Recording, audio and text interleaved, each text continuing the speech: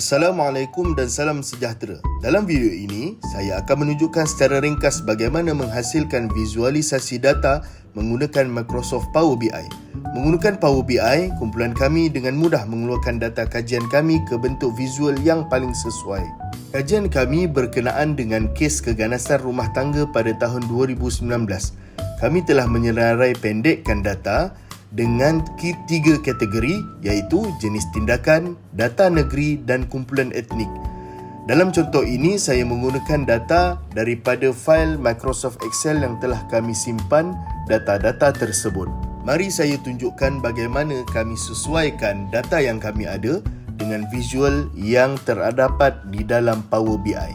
Fail yang pertama adalah berkenaan dengan data negeri. Paparan navigator akan memamparkan senarai helaian atau jadual yang terdapat dalam fail tersebut. Saya memilih data yang diperlukan sebelum menekan butang load supaya data dimasukkan ke dalam Power BI desktop. Seterusnya, saya membuat beberapa pelarasan pada papan carta seperti memilih medan data yang sesuai dan memastikan visual yang dipaparkan lebih kemas serta mudah difahami oleh pengguna. Kemudian, berkenaan dengan kumpulan etnik. Berkenaan dengan kumpulan etnik, beberapa visual data boleh diselaraskan dan disesuaikan seperti di dalam video ini.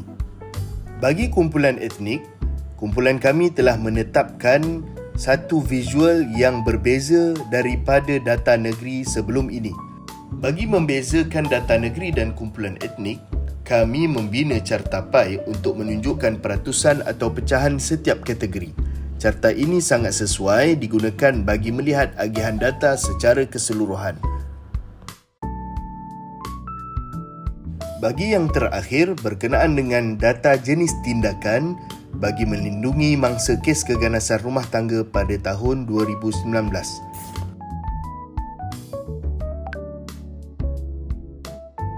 Seperti biasa, kami akan memuat naik data yang kami telah keluarkan daripada fail Excel yang telah kami simpan. Bagi data ini, visual yang paling sesuai adalah jenis funnel kerana kami dapat paparkan tindakan paling banyak yang digunakan oleh mangsa kes keganasan rumah tangga pada tahun 2019. Kesimpulannya, Power BI merupakan satu perisian yang mudah digunakan untuk mengimport data, menganalisis maklumat dan menghasilkan laporan yang interaktif. Itu sahaja daripada saya dan kumpulan kami. Sekian, terima kasih.